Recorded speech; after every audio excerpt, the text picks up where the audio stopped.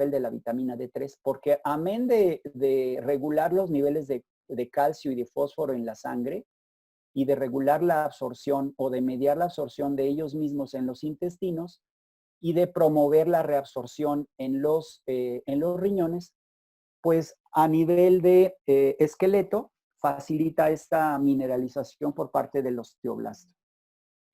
Por su parte, también es mediadora de la hormona paratiroidea, de esta hormona que se libera en las glándulas paratiroides, que son 4 frijolitos que están detrás de la glándula tiroides.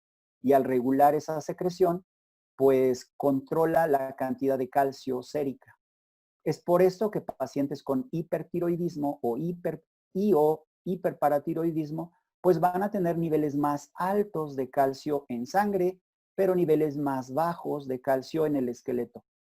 Finalmente, quiero hacer o llamar la atención de todos ustedes con respecto al COVID y a la pandemia que nos aqueja, que la vitamina D es indispensable para mantener el sistema inmune en óptimas condiciones de forma tal que promueva la regulación de los fagocitos y de los macrófagos que además tiene actividades antitumorales. ¿Qué ocasiona la deficiencia de vitamina D3? Pues tener una ingesta inadecuada, tener una exposición solar en nuestra piel, en nuestro tronco y en nuestras piernas residual o baja, tener desórdenes como síndromes de malabsorción que limiten su absorción, tener condiciones o enfermedades concomitantes que impidan la conversión del metabolito 25-hidroxi o del 1,25-dihidroxi por enfermedades ya sea renales o hepáticas, así como déficit hereditarios de la misma. ¿Ello qué puede ocasionar? Bueno, pues en los niños va a ocasionar raquitismo, en los adultos va a ocasionar osteomalacia y a su vez en la densitometría pues vamos a encontrar osteopenia, conocida como hipodensidad mineral ósea e inclusive osteoporosis. También el déficit o este déficit prolongado pues puede estar asociado a padecer algunos tipos de cáncer y por supuesto ahora con la pandemia del COVID pues veremos que los pacientes que están falleciendo tienen una condición precaria en la cantidad de su 25-hidroxivitamina D. ¿Cómo se sintetiza esta vitamina? Es importante que ustedes y yo sepamos que se requiere una cierta angulación que debe de ser mayor a 45 grados en la forma como esté impactando esta luz solar a la piel. Por ejemplo, en los polos, estoy hablando de Estados Unidos, Canadá, Europa del Norte, Suecia, Dinamarca, Finlandia, Rusia, o bien Chile y Argentina, en los cuales la inclinación de la Tierra no permite una angulación mayor a 45 grados, pues vamos a tener déficit de vitamina D. Esta vitamina D va a impactar a la melanina que está en la superficie de la piel, en el estrato córneo de la epidermis, y va a ocasionar un cambio conformacional del 7-deshidrocolesterol, lo va a convertir en un precursor de la vitamina D.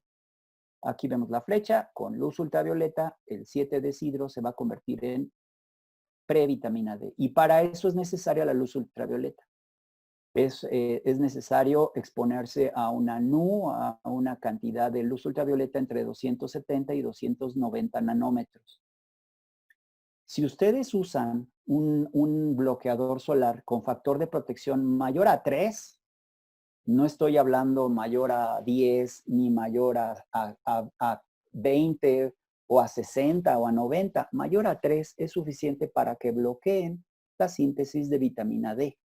Luego entonces es importante que si ustedes están buscando que en sus pacientes aumente la cantidad de vitamina D, pues les sugieran que no se pongan bloqueadores. Yo en lo particular a nuestros pacientes les recomiendo que sí se pueden poner bloqueadores en la cara y en los brazos, pero nunca en el tronco y en las piernas.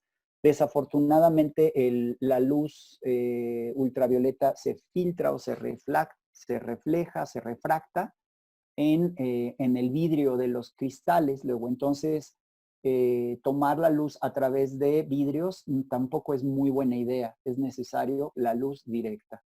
La luz directa por ahí de las 8 de la mañana a las 10 de la mañana a más tardar, o en la tarde de las 4 a las 6 de la tarde, o bien cuando está nublado, la resolana es suficiente para generar una hiperemia que dé como resultado la síntesis de vitamina D en el cuerpo.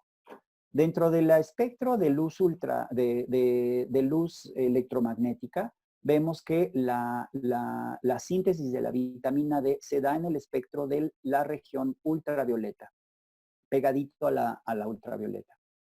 Esto nos da la oportunidad de entender por qué es importante no exponernos entre las 10 de la mañana y las 5 de la tarde, puesto que estaríamos exponiendo a nuestro paciente a rayos ultravioleta de clase B o de clase C.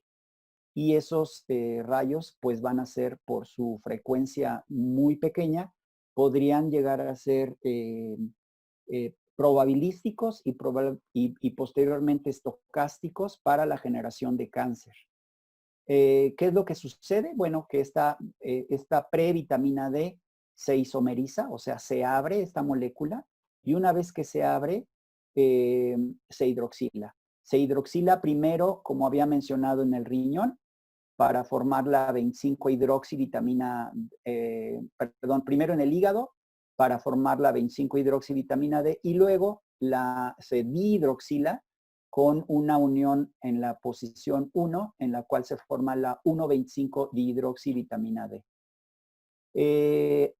En la antigüedad se pensaba que las células del cuerpo humano pues tenían un DNA cuyas funciones únicamente tenían la función de reparar y de reemplazar.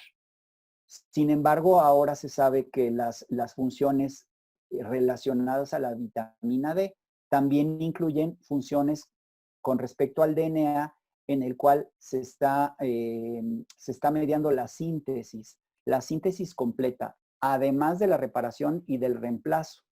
Esto es importante entenderlo para tener una idea del por qué es tan importante de que le den la luz solar a los ancianos y también a los bebés y a los niños. Cuando una célula recibe una señal en la superficie de su membrana, esta célula puede en un momento dado estar pensando: no tengo el equipo necesario para hacer una síntesis de proteínas, sin embargo, tengo en mi núcleo el arsenal necesario para hacer la síntesis de proteínas y de otras cosas. Luego, entonces, una vez que se da la señal a nivel de la membrana, esta señal se interioriza y llega a los receptores, a los DDRE, a los receptores nucleares de la vitamina D a nivel del núcleo de la célula, y a partir de allí se activan los genes que dan como resultado una síntesis proteica y una síntesis lipídica y una síntesis de hidratos de carbono nueva. O sea que a una señal se da una respuesta. ¿Qué puede pasar en condiciones normales? Bueno, pues que la 25-hidroxi active la síntesis intracelular de 1,25-dihidroxivitamina D. Por su parte, esto, una vez que se da este estímulo a nivel del receptor, aquí está en forma de un estímulo, pues nos va a generar una respuesta. ¿Qué sucede si yo carezco de este estímulo? Pues al no tener el estímulo a nivel de membranas periféricas, celulares, no voy a tener la señal a nivel nuclear y por lo tanto no voy a tener respuesta. ¿Qué sucede en aquellos pacientes en los cuales sí tienen niveles de 25-hidroxivitamina D? Y por eso les preguntaba qué valores ustedes están acostumbrados a manejar como valores normales. Si ustedes tienen valores menores a 30 nanogramos por mililitro, o menores a 20, o de plano menores a 10, o sea, si tienen valores muy bajos, insuficientes o deficientes de 25-hidroxivitamina D, pues van a tener un estímulo mucho más bajo y una respuesta menor. ¿A qué? una respuesta menor a la secreción de insulina.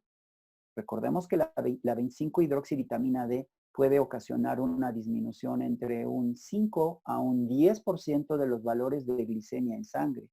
Entonces, es muy común que el paciente obeso, el paciente diabético y el paciente hipertenso compartan este síndrome metabólico en el cual tienen un excedente de grasa y esa grasa solubilice la 25-hidroxivitamina D y sus metabolitos y tengan una secreción de insulina más pobre, valores de presión arterial más altas. En el caso de pacientes diabéticos, pues van a tener una menor función de los macrófagos. Luego entonces van a tener un riesgo incrementado de neuropatía diabética, pie diabético y las complicaciones que llevan a la amputación del pie.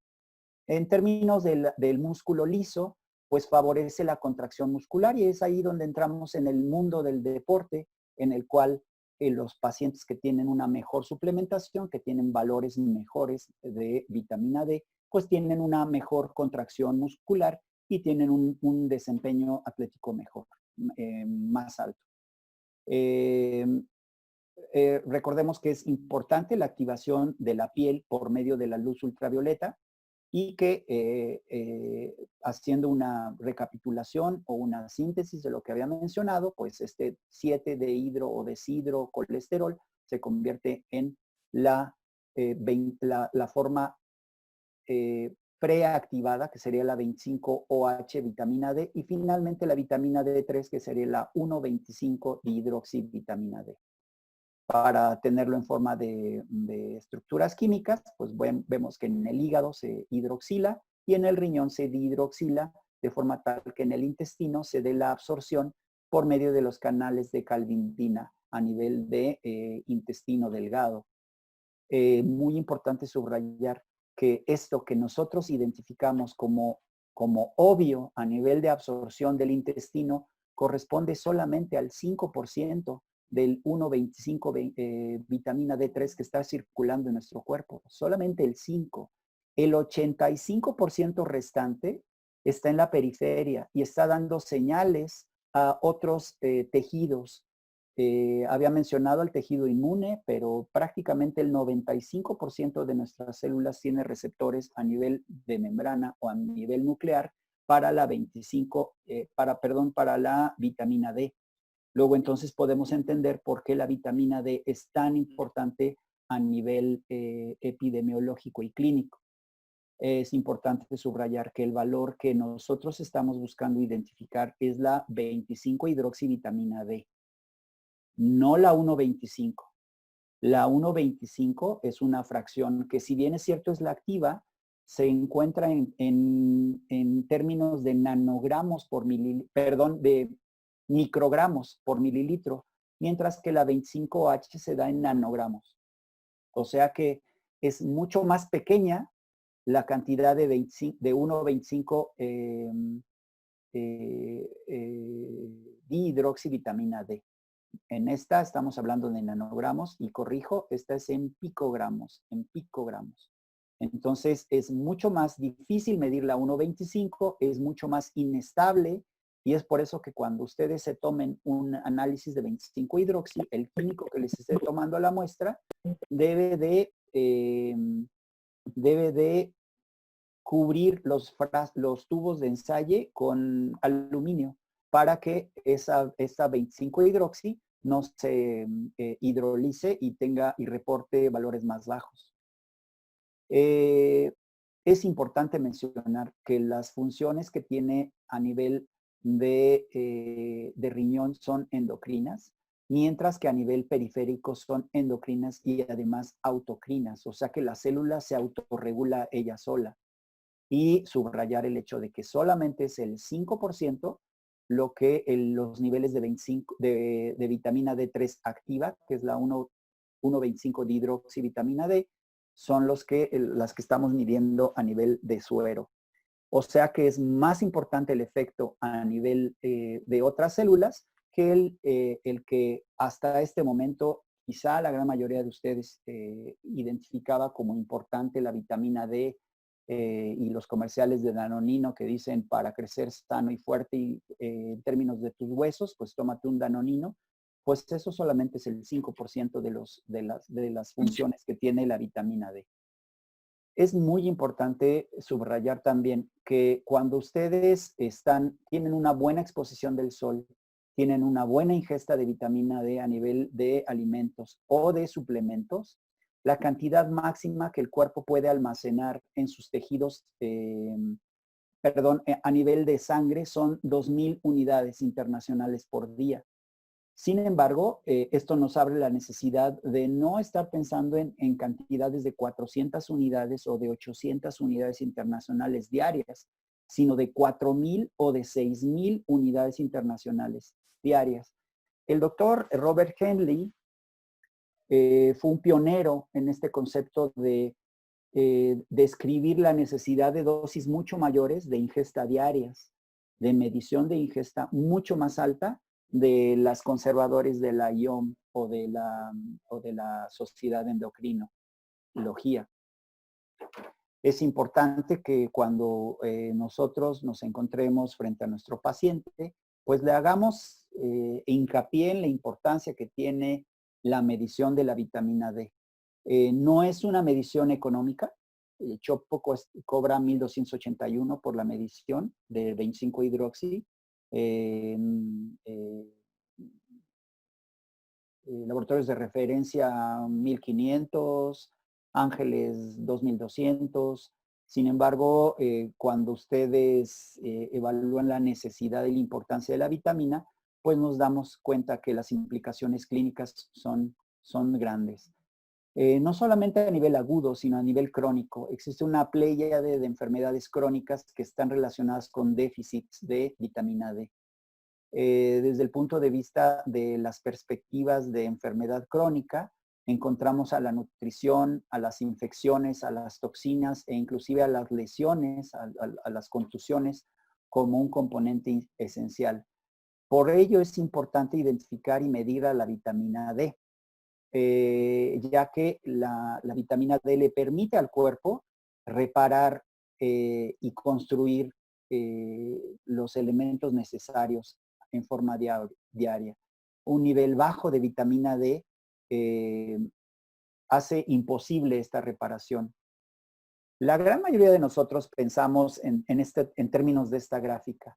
Tenemos acá del lado derecho, del lado izquierdo, en el eje de las abscisas, de las Y, de las Y, tenemos la función del 0 al 100. Y tal parece que nosotros a lo largo de nuestra vida, desde los 0 años hasta los 70, 80 años, nos mantuviéramos los sanos, jóvenes, bellos y funcionales, y de repente llegar a una curva de enfermedad, de morbimortalidad, en la cual decayera la función, la fuerza y las capacidades motrices, las capacidades intelectuales, las capacidades físicas.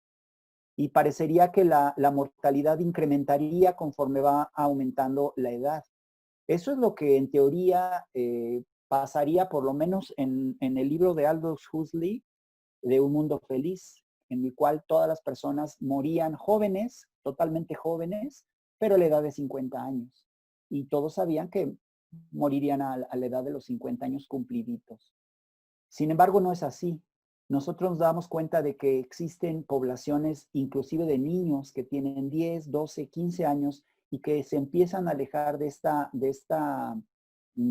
etapa horizontal de vitalidad y de salud, y que empiezan a deteriorar su vida muchas décadas antes de su muerte. Entonces, una nutrición óptima en términos de vitamina D, por lo menos, podría mejorar o aumentar esta predicción de la aparición de morbilidad y de mortalidad en etapas tempranas. Por lo tanto, los programas de nutrición nacional en los Estados Unidos y en México deberían de advertirlas. Desafortunadamente en nuestro país y en los Estados Unidos no es distinto. Las clases de nutrición para los médicos son residuales, o sea que no llevan una materia como tal de nutrición. llevan farmacología, llevan una serie de materias que están separadas entre sí, de endocrina, de cardio, de pediatría, etcétera, etcétera.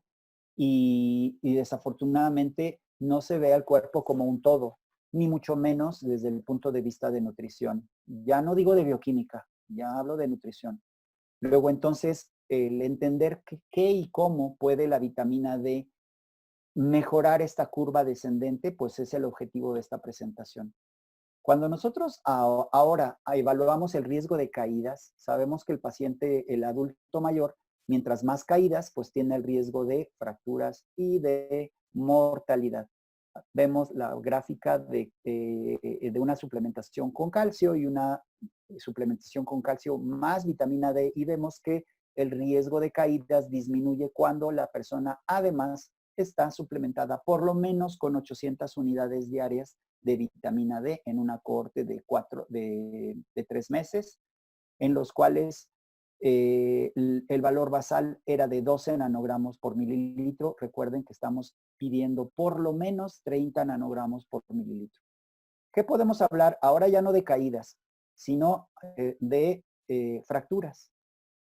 Cuando el valor en nanogramos por mililitros supera el valor de 30 nanogramos por mililitro, se ha observado una disminución del 33% de las fracturas en población adulta mayor de 65 a 85 años, en un estudio controlado a 5 años, en el cual se administró 800 unidades internacionales por día, que veremos más adelante que francamente es una dosis muy baja. ¿En qué corte? Bueno, en una cantidad de 2.600 personas. Cuando ahora evaluamos las presiones arteriales, nos podemos dar cuenta que en este estudio pequeñito de 148 mujeres de 74 años, aquellas que tuvieron valores menores a 50 nanomoles, que equivalen más o menos a 20 nanogramos por mililitro, pues tuvieron una disminución de solamente el 5.7% de la presión arterial. Sin embargo, aquellas que tuvieron más de este valor de 25 nanogramos, tuvieron una reducción de el 13% de la presión arterial. Luego, entonces, yo los invito a que ustedes midan la presión arterial de sus pacientes, particularmente en aquellos que sean hipertensos, diabéticos o que tengan cáncer. ¿Qué podemos decir con respecto a los pacientes que tienen tuberculosis? Cuando evaluamos la cantidad de pacientes con tuberculosis pulmonar, a los cuales se les administró vitamina D, no a dosis de 800 unidades diarias, sino de 10,000 unidades diarias comparadas contra el placebo, vemos que la P es menor a 0.01, es de 0.002. Luego, entonces, la recuperación y la liberación de los bacilos en el esputo es mucho menor en pacientes que están siendo administrados con 10,000 unidades diarias. Con respecto a pasando de la tuberculosis al cáncer colorectal, colónico rectal, vemos que cuando los pacientes tienen valores mayores a 40 nanogramos por mililitros, pues la P se convierte en una P de 0.02. O sea que vale la pena en pacientes con cáncer colorectal administrar o cerciorarme que en la sangre tenga por lo menos 40 nanogramos por mililitro. ¿Qué podemos decir con respecto al cáncer de mama?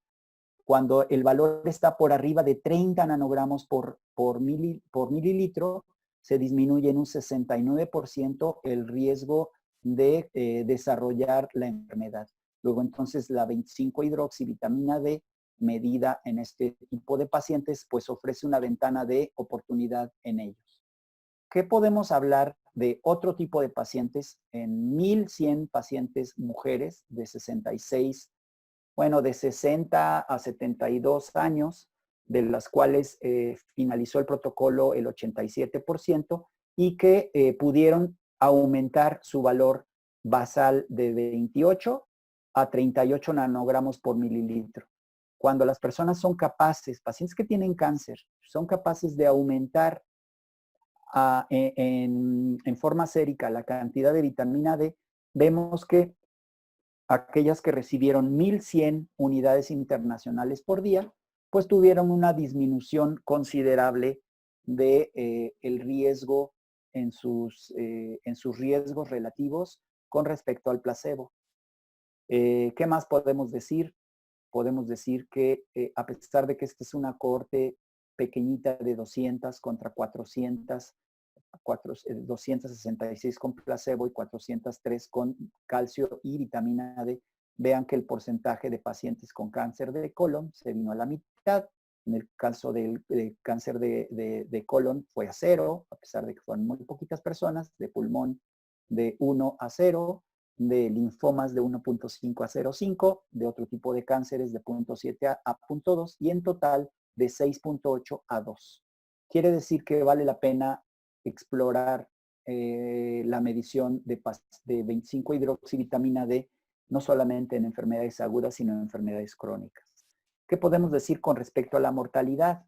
Cuando los pacientes tienen un valor mayor a 25 nanogramos por mililitro, sean mujeres, que son las barras verdes, o sean hombres, que son las transparentes, vemos que la disminución es notablemente en términos de cuartiles, mucho menor en pacientes que tienen un nivel de vitamina D alto.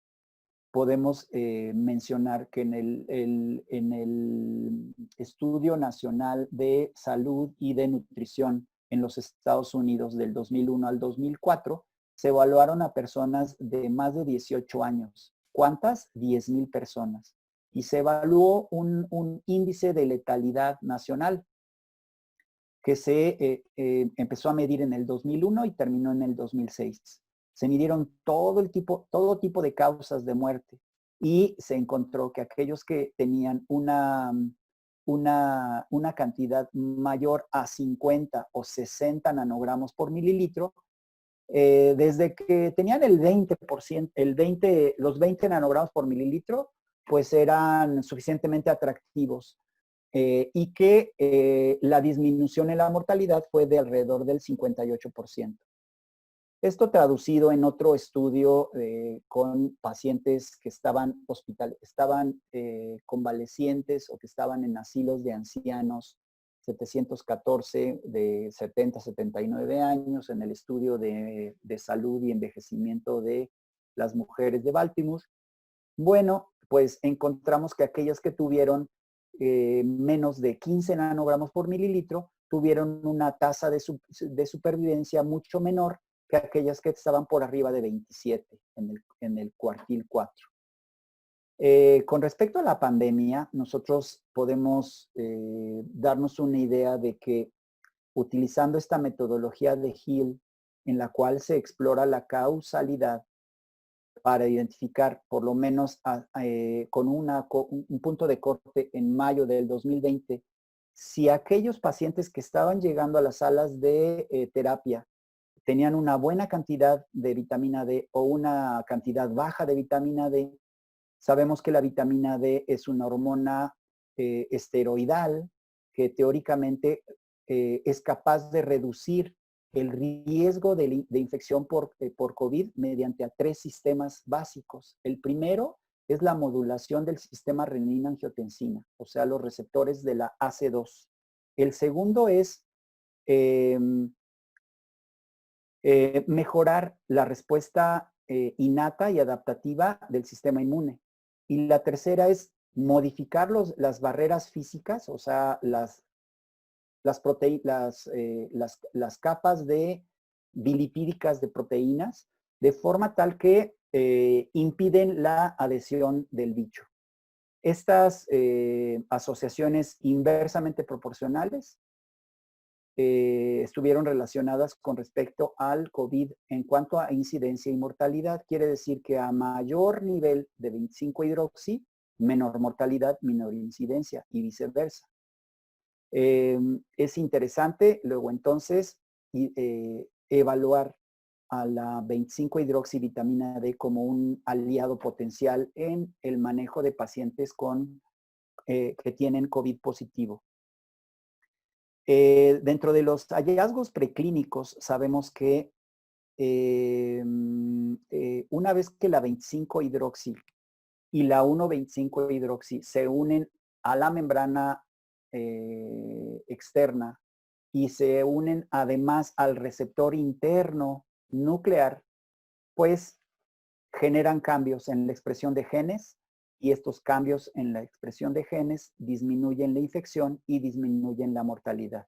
Como había mencionado, son 3 los mecanismos: regulación del sistema renina-angiotensina-aldosterona, modificación del sistema innato y adaptativo y finalmente modificación de las barreras físicas. Dentro de la primera descripción, sabemos que la vitamina D disminuye la permeabilidad de los pulmones en modelos animales en los cuales tienen distrés pulmonar. ¿Y cómo lo hacen? Puesto que alteran o disminuyen la cantidad de receptores de la AC2, de la enzima convertidora de la angiotensina, tanto en las células del huésped, disminuyendo o haciendo una down regulation de la expresión de las mismas.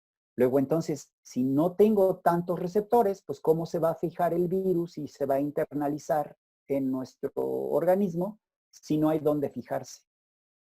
Esa es la primera.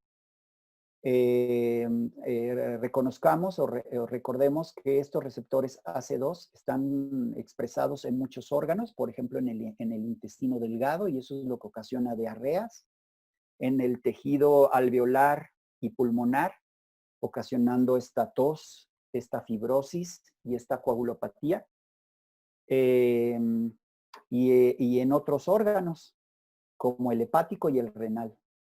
Luego, entonces, la actividad de la vitamina D tiene un efecto antiinflamatorio que evita esta reacción en cascada de la tormenta de citocinas, que es letal en pacientes con distrés respiratorio. Modifica, como habíamos mencionado, la síntesis de RNA para la síntesis de proteínas y la síntesis o la construcción de nuevos receptores del AC2. Luego, entonces, la vitamina D disminuye esa síntesis de receptores de la enzima convertidora de la angiotensina. Bien. Segundo punto. Se sabe que la vitamina D per se tiene efectos antivirales. A ver, explícamelo, Raúl. Sí, tiene efectos inmunomoduladores y antiinflamatorios que minimizan la tormenta de citocinas, previenen este distrés respiratorio agudo que produce, que está mediado por los linfocitos Th1. De la misma forma, disminuye la síntesis y la actividad del TNF-alfa, del factor de necrosis tumoral y también de los interferones. Bien. Y como tercer punto, la vitamina D estabiliza las barreras físicas, esto es, las membranas celulares las estabiliza. Y a estas uniones entre células se les llaman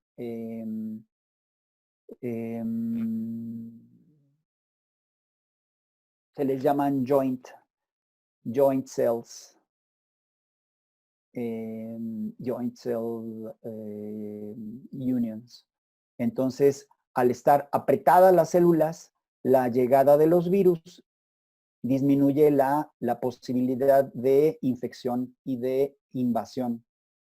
Entonces, esta cell junction integrity se ve menos mermada, puesto que apretadas las células. ¿Cuáles células? Las pulmonares, las renales, las hepáticas, las intestinales, y de esta forma disminuye la invasión del virus a la célula mediante el fortalecimiento de estas gap junctions o adherinas, mediante la vía de E-caderinas. Muy bien. Esta laminita, la tabla 1, me encantaría leerla completita, me encantaría completita. Sin embargo, al final les voy a dejar mi correo electrónico para mandarles a quienes me lo soliciten la información, el PDF original. Pero nos vamos a dar cuenta de que los pacientes que ya llegaban con hipovitaminosis, o sea, con niveles menores a 30, pues tenían un outcome para el COVID-19 mucho más alto y el desarrollo o la evolución de la enfermedad era mucho más rápida a lo largo de los días. O sea, que tener niveles bajos previos, pues es fatal. La mortalidad asociada a hipovitaminosis, estamos hablando de 7.6, de una razón de momios de 7.6. Esto significa que tiene una persona que tenga valores bajos de vitamina D, pues va a tener 7 veces más riesgo de tener mortalidad que aquellos que no la tienen. Y así pudiera yo revisar cada uno de los puntos de forma tal que ustedes puedan considerar en sus pacientes y en sus familiares y en ustedes mismos la necesidad de medir la vitamina D lo antes posible. En conclusión, podemos decir que se ha recopilado una serie de evidencias que indican que la vitamina D podría estar considerada como un determinante biológica para los desenlaces por vitamina D. Y por eso es importante pues medir estos niveles y en el caso de que no estén en los niveles adecuados, pues lograr una suplementación. La pregunta sería, ¿a qué dosis, por cuánto tiempo y a qué dosis, no? Luego entonces, pues a nosotros, en lo particular a mí, cuando doy las clases en la Ibero, o en la Náhuac, o en el TEC de Monterrey, o en la UAM Xochimilco, o en el CCH Vallejo, pues me interesaría que me hicieran preguntas mucho más profundas, de forma tal que habláramos el mismo idioma.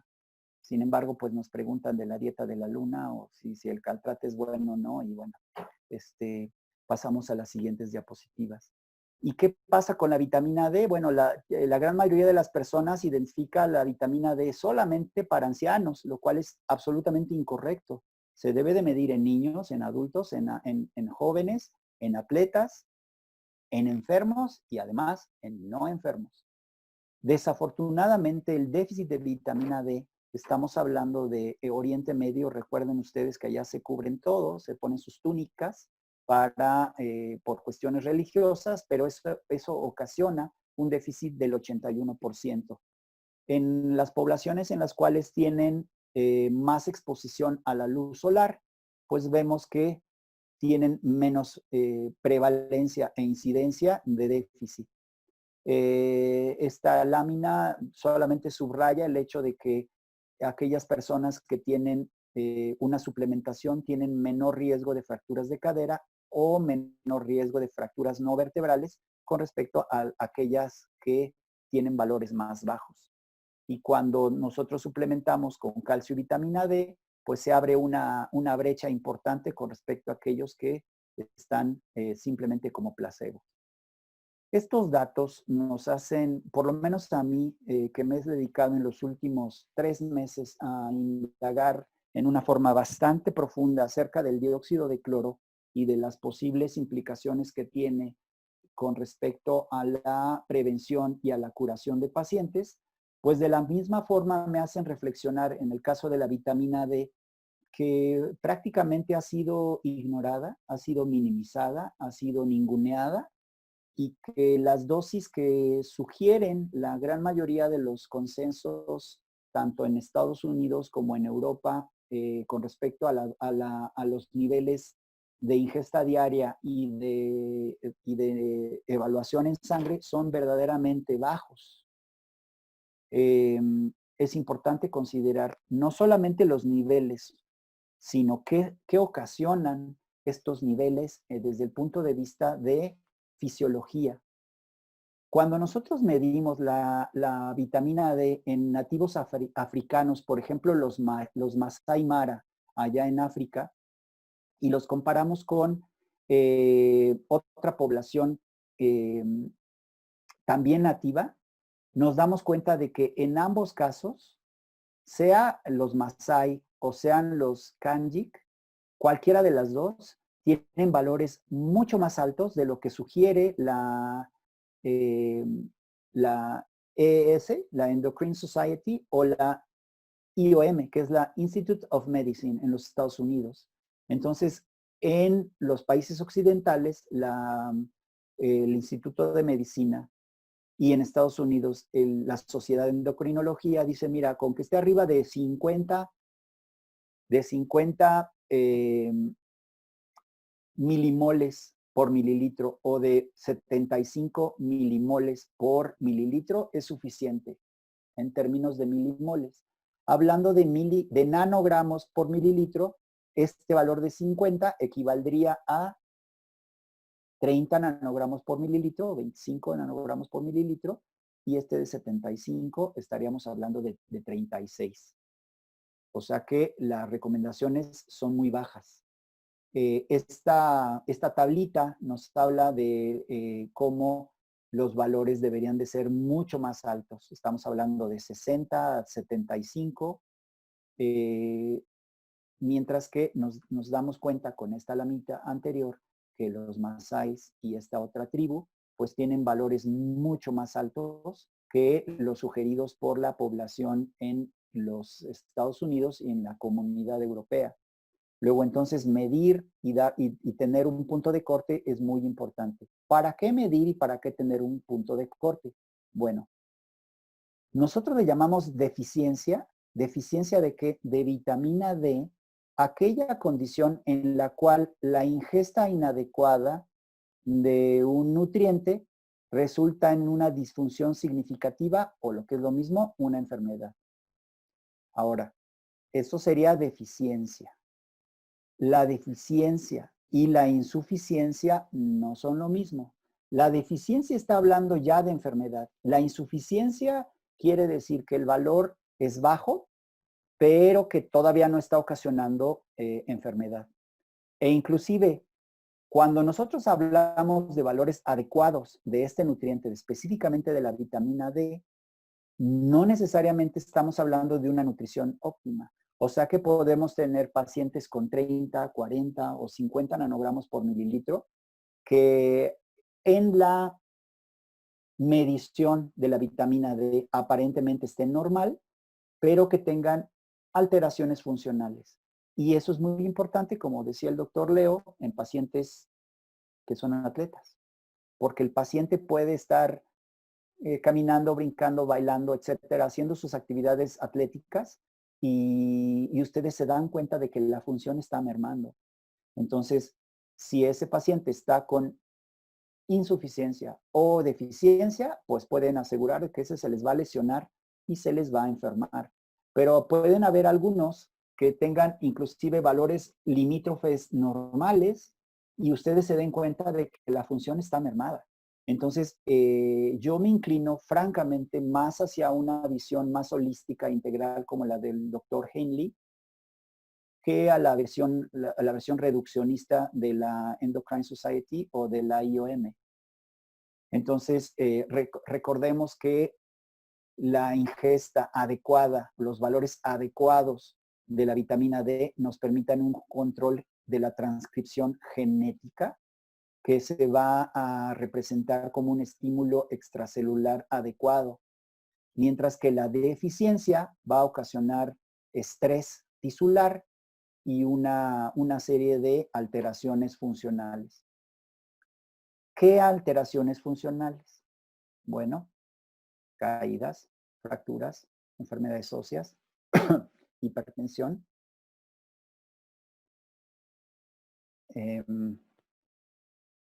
aumento en las enfermedades cardiovasculares, muerte.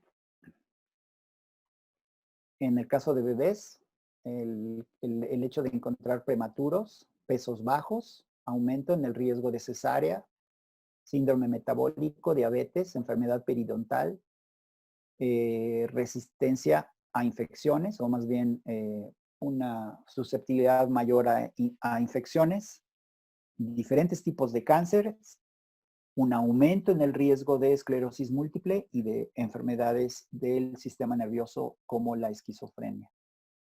Luego, entonces, es importante medir la vitamina D. Es muy importante medirla en el suero. y tener valores mayores por lo menos a 40, no conformarnos con los 30. Si pudiéramos llegar a los 50, 60, 70, pues sería lo deseable, porque tener valores normales bajos nos hacen caer en esa tentación de, no, pues está bien. Sin embargo, cuando nosotros medimos a personas que son trabajadores que se exponen a la luz del sol, por ejemplo, obreros o por ejemplo, albañiles, vemos que sus niveles son de 60 al 80 nanogramos por mililitro. Y eso debería de ser el valor normal de todas las personas. ¿Cuánto es lo que nos sugiere la Sociedad de Endocrinología como ingesta diaria? Bueno, vean ustedes, la Sociedad de Endocrinología nos dice, mira, si toman 1,500 a 2,000 diarias, está bien. The Institute of Medicine, los institutos de medicina dicen, con que tenga 600 unidades, es más que suficiente en un adulto. Y la Sociedad Americana de Geriatría nos dice, no, necesitamos 4,000 unidades diarias. Acá en el lado derecho vemos nosotros la dosis de Total Upper Limit, o sea, cuál es la cantidad que la IOM sugiere como máximo. No quiere decir que sea tóxico, nada más nos está diciendo que sea el máximo que ellos sugieren. Es de 4,000 diarias, mientras que la Sociedad de Endocrinología dice, dale 10 y con que no te pases de 10 es suficiente.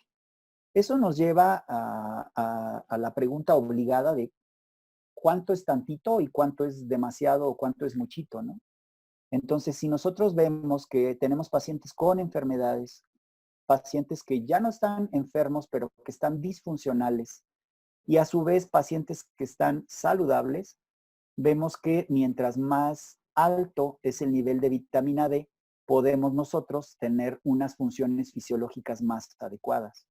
Y eso nos lleva a estados de salud más predecibles.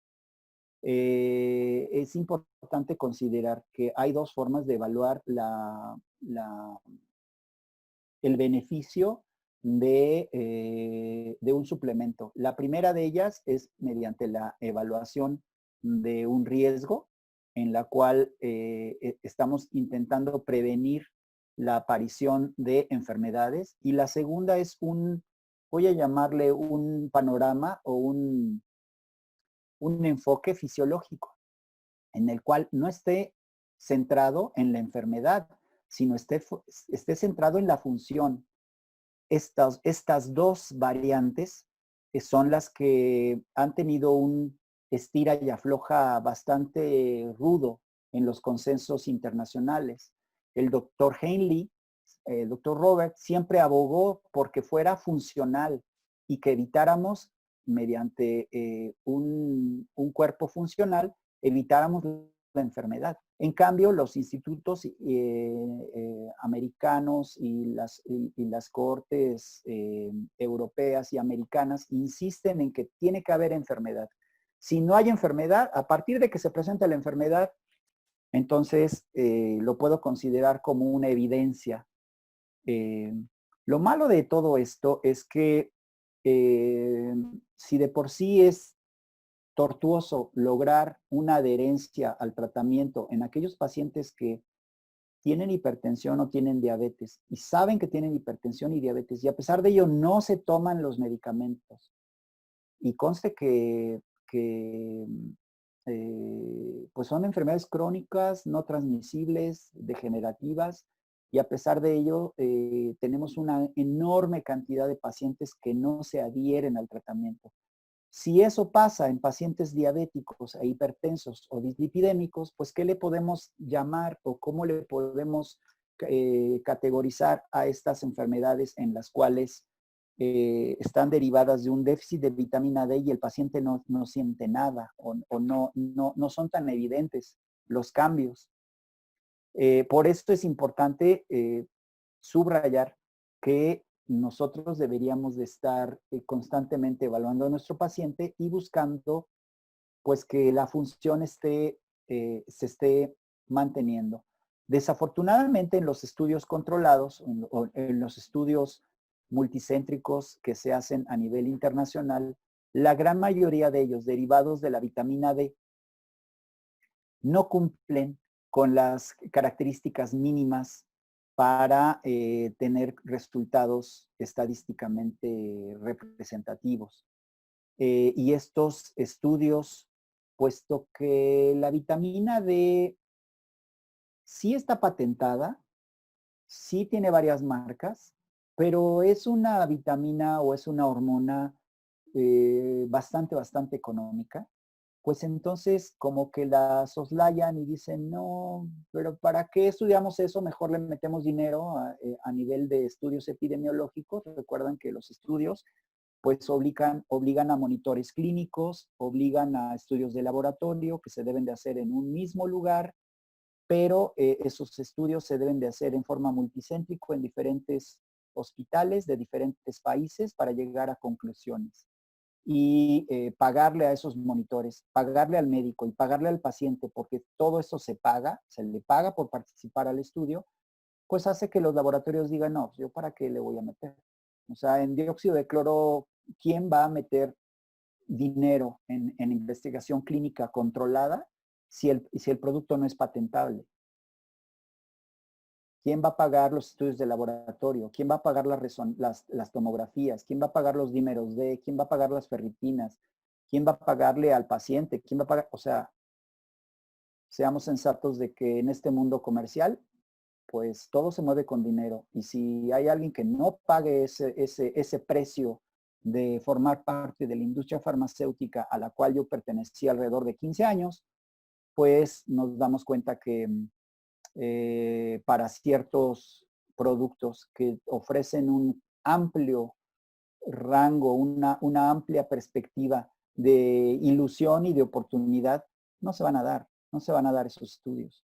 Recordemos que cuando los niveles de calcio son bajos en la sangre, la tiroides y la paratiroides desencadenan sistemas de protección y entonces se libera la hormona paratiroidea y esta hormona paratiroidea no va a pedir, va a exigir el calcio de todos los tejidos donde hayan calcio para trasladarlos a la sangre.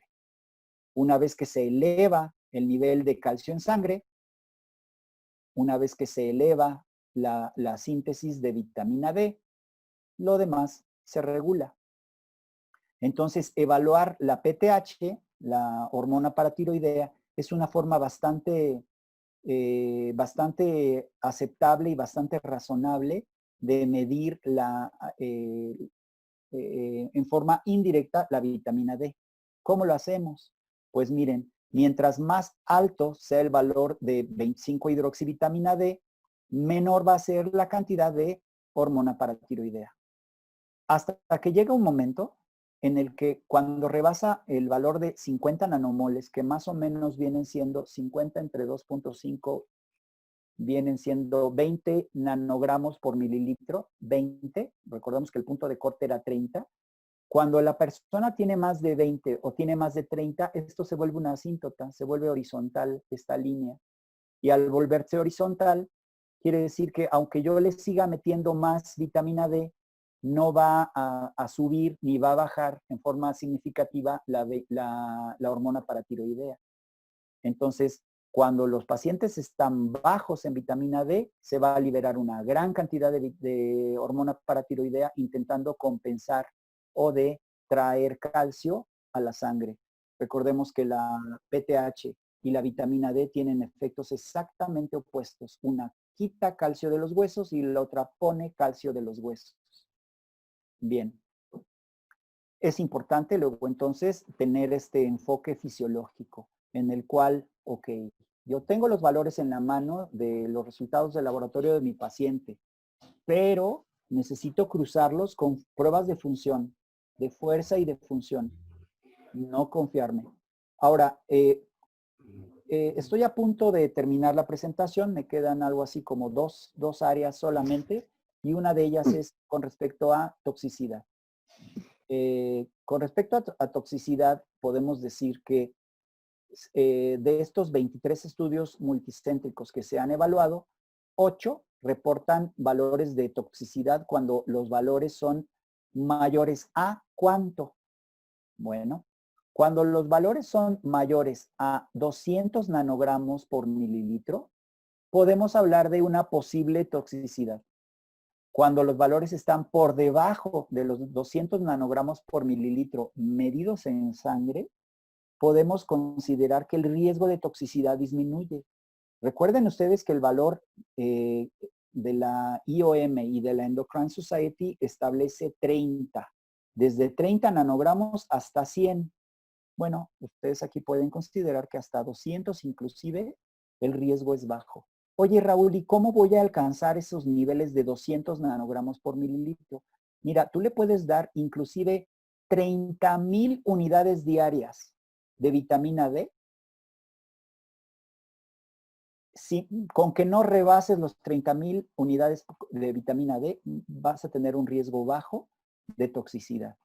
Recordemos que las dosis que se manejan a nivel comercial, Rocaltrol, por ejemplo, son 800 diarias, 800 unidades, distribuidas en 2 pastillitas.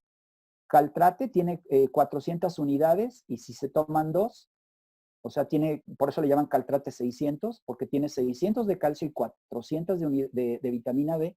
Y si me estoy tomando 2, pues llegaré a 1200 miligramos de calcio y 800 de vitamina D. Acá estamos hablando de 30,000. Las dosis que se manejan aquí en México por los laboratorios farmacéuticos, pues tenemos al Valmetrol de Valdecasas, que tiene presentaciones de 400, de 800, de 1200,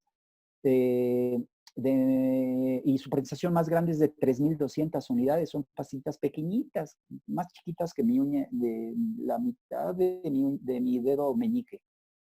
Son pastillitas pequeñitas. En cambio, Histofil de Medix maneja 4,000 diarias. Hay algunos médicos que, aunque ustedes no lo crean, colegas suyos, se espantan de las 4,000 y dicen, no, es que es una cantidad brutal, es demasiado. Vean ustedes que inclusive manejando al paciente con 30,000, mientras manejan a menos de 30,000, el riesgo de toxicidad es bajo. Como conclusiones, podemos decir que la vitamina D, las funciones de la vitamina D, determina la función junto con varios cofactores, como es el cobre, como es el selenio, como es el zinc, para su actividad. Que la 25-hidroxivitamina D es la que se debe de medir y que lo ideal es que estuviera entre 50, 60, 70, 80. No se conformen con 40, ni mucho menos con 30. Y que en pacientes que ocupacionalmente están trabajando a los rayos del sol, pues es común encontrar 60 a 80, al igual que estos aborígenes de África, que se les encontraron igual, entre 60 y 80 nanogramos por mililitro. Y que finalmente la dosis de 5,000 unidades diarias o mayores, pues no les debe de dar como que temor utilizarlas. En conclusiones, hace algunos años se mencionaba este comercial en el cual decía, en Atlanta, decía, things go better with Coca-Cola, ¿no? Pero en realidad creo yo que lo más adecuado debería de ser, things go better with vitamin D. O sea que las cosas son mucho más claras, son mucho más predecibles y son mucho mejores con la vitamina D.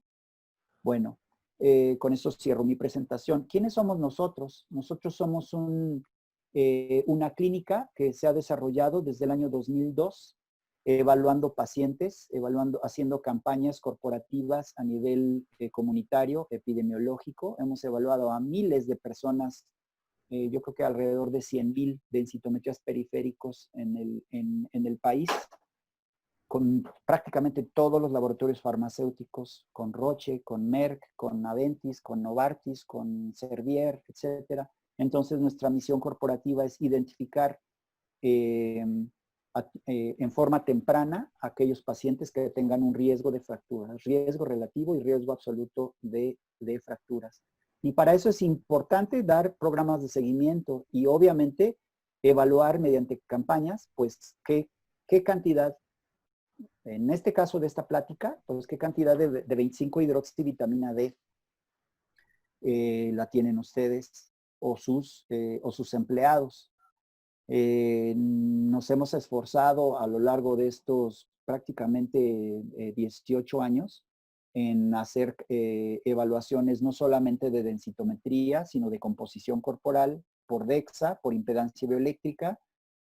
Cruzamos todo con estudios de laboratorio y bueno, nuestro orgullo es desarrollar programas innovadores y predecibles que les permitan a ustedes identificar pacientes que tengan valores bajos, darles un tratamiento de nutrición, de rehabilitación física y farmacológica y finalmente volverlos a medir y todo esto publicarlo.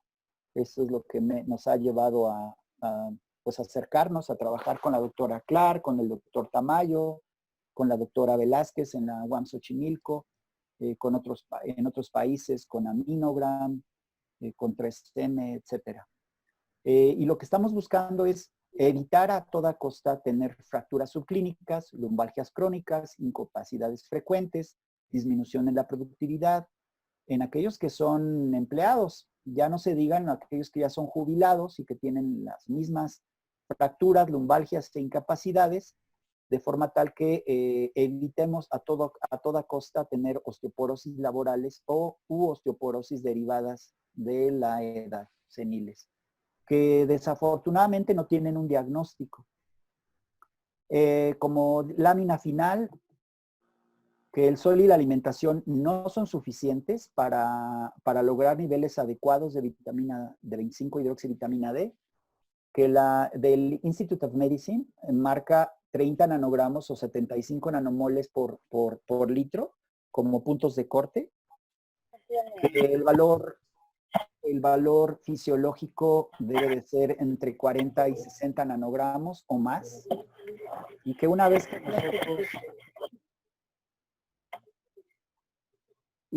que nosotros tenemos niveles adecuados, tenemos un menor riesgo de fracturas, de caídas, de presión arterial, de mortalidad y de cáncer, que la fracción adecuada a medirse es la 25-hidroxivitamina D, no la 1,25, y que la insuficiencia facilita el deterioro del cuerpo en su totalidad.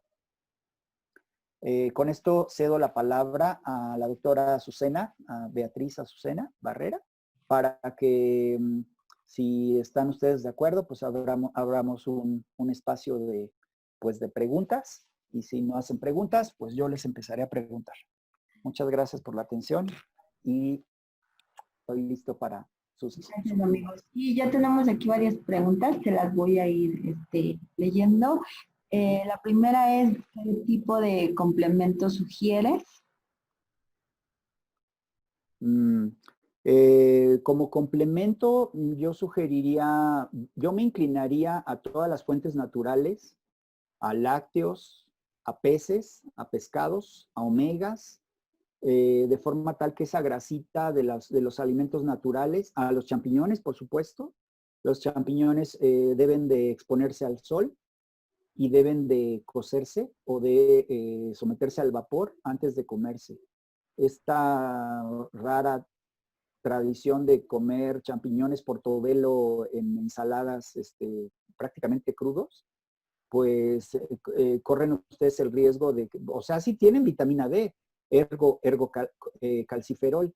Sin embargo, es muy importante que ustedes los sometan al vapor o los sometan al sol para que se activen y entonces tengan un alimento mucho más enriquecido. Los lácteos contienen vitamina D, ya sea la leche, sea el queso, sea el yogur, además de que están fortificados. Si a mí me preguntan con respecto a marcas, en México, como les comento, solamente hay 2 marcas que manejen valores, voy a llamarles suficientes de vitamina D. Por supuesto que la dosificación les corresponde a ustedes de acuerdo al resultado de su paciente, la edad y las enfermedades concomitantes que tenga. Sin embargo, las 2 marcas son de los laboratorios Valdecasas, que se llama Valmetrol D, cuya marca, o sea, arranca desde 400 unidades y tiene posologías también de 3,200. O sea que ustedes tienen un margen de 400, 800, 1200, 1600 hasta 3200 para elegir, 1800, perdón, hasta 3200 para elegir cuál es la que a ustedes les sienta mejor con respecto a su paciente. Y está la de Medix de 4000 unidades diarias, es una sola pastillita, al igual que las de Valmetrol, 4000 unidades diarias. Sin embargo, en Estados Unidos ustedes pueden ir a cualquier farmacia y van a encontrar suplementos de 5000 o de 10000 unidades diarias. Me he encontrado en Estados Unidos suplementos de 50000 unidades diarias, pero en México solamente está Valdecasas y Medix. Muchas gracias, amigo. Otra pregunta. Nos comenta una asistente, yo compro pastillas de Members Mark, vitamina D3, y es de 5000 unidades. ¿Es recomendable? Pues sí, la verdad es que su cuerpo se los va a decir.